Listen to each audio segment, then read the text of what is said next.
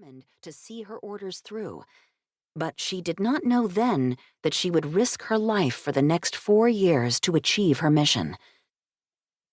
Rose had a reputation for being overly serious and too blunt for her own good, but her unflappability had proven useful in the war. She had learned to play the role of a nobody to the Nazis, not important enough to notice, not congenial enough to be flirted with, and too grave to be easily friends with. Unlike the other women who worked in the French museums, she didn't bother much with her looks. Her most defining accessory was her round spectacles, which gave her an air of erudition.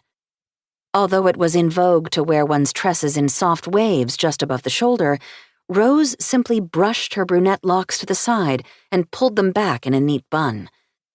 She left her eyebrows natural and mildly unkempt, unlike those popularized by cinema stars like Arletty and Danielle Derrieux, who wore them razor-thin and drawn in darkly with pencil. Sartorially, Rose did her best to fit in. Though she would have much preferred to wear pants, she donned feminine, ankle-length dresses and blended in with the rest of the women in Paris, modest, traditional, and discreet. Still, the Germans had accused Rose of everything in their arsenal: sabotage, theft, and signaling to the enemy. They subjected her to invasive interrogations and searches, and even expelled her from the museum on several occasions. But she talked her way back in every time, explaining calmly that she was just a lowly employee of the French National Museums who oversaw the building's maintenance and the remaining art collection. In reality, she was one of the most well-educated art historians in France, and nearly every one of the German accusations had been true. Rose was also concealing another dangerous secret. She had been living for almost a decade with the love of her life, Joyce Here, a British citizen who worked for the U.S. Embassy. Not only was her partner considered an enemy alien by the Nazis, but homosexuality was codified under Vichy French law as an unnatural act. Any misstep could lead to imprisonment, deportation, or worse for both Rose and Joyce. The Jeu de Paume was Rose's first curatorial job after a decade of studies that took her all the way from her small countryside village in eastern France to Paris, the nation's epicenter of fine art, and she felt personally responsible for the museum's fate. Although it was not as prestigious as the Louvre, the Jeu de Paume had become a highly respected museum in the 7 years Rose had worked there, in no small part due to her industriousness.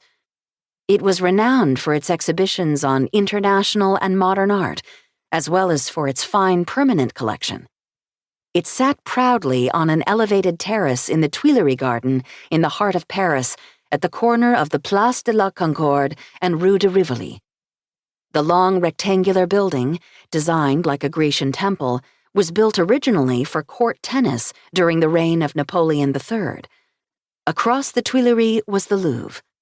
Now, the Jeu de Paume faced potential destruction, unwittingly situated at the center of the climactic final battle for Paris.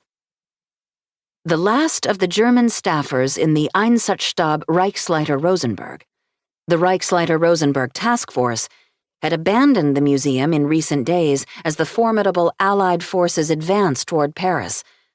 Rose and 2 French guards were the only people left inside the museum. Rose was ready to sacrifice her life to protect what was left of the museum's permanent collection: paintings and sculptures by the likes of Salvador Dali, Frida Kahlo, Vasily Kandinsky, Max Beckmann, Giorgio de Chirico, and many others.